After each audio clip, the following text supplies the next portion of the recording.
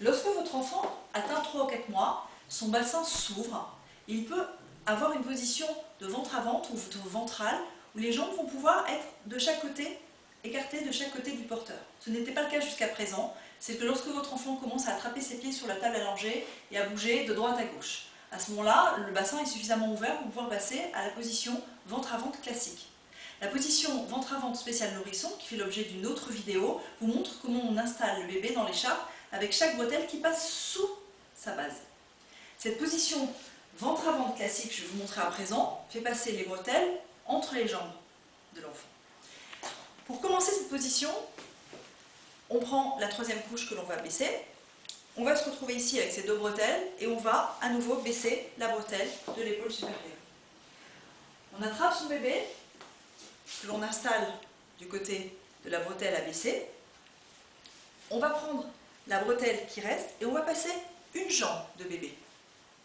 Une fois qu'on a passé une jambe, on va déployer la bretelle depuis son genou jusqu'à la nuque, en prenant soin de bien tirer et de bien étaler le tissu. Les petites mains de l'enfant sont toujours placées devant. Une fois que vous avez installé votre bébé comme ça, faites bien attention à la hauteur, qu'il ne soit pas trop haut ni trop bas. Toujours à hauteur de bisou. On va créer des lignes de tension pour bien ajuster la position physiologique. On va tirer sur sa bretelle et on va faire ce qu'on appelle une volte, toujours, qui crée une ligne de tension là où le bébé est maintenu. On peut en faire une seconde. Une fois qu'on a fait ça, on va aller tirer en passant la main sous la bretelle. On tire le tissu qui va gêner éventuellement la respiration de son enfant et on fait ce qu'on appelle une contre-volte que l'on va aller coincer vers le haut de sa bretelle. Le bébé n'est toujours pas maintenu puisqu'il y a une seule bretelle sur son dos, donc on tient toujours son enfant. On va aller récupérer la bretelle à baisser, qui est la bretelle supérieure.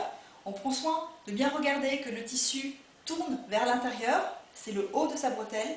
On va aller passer une jambe de bébé et on va, de la même manière, déployer la bretelle sur son dos et la remonter sur son épaule.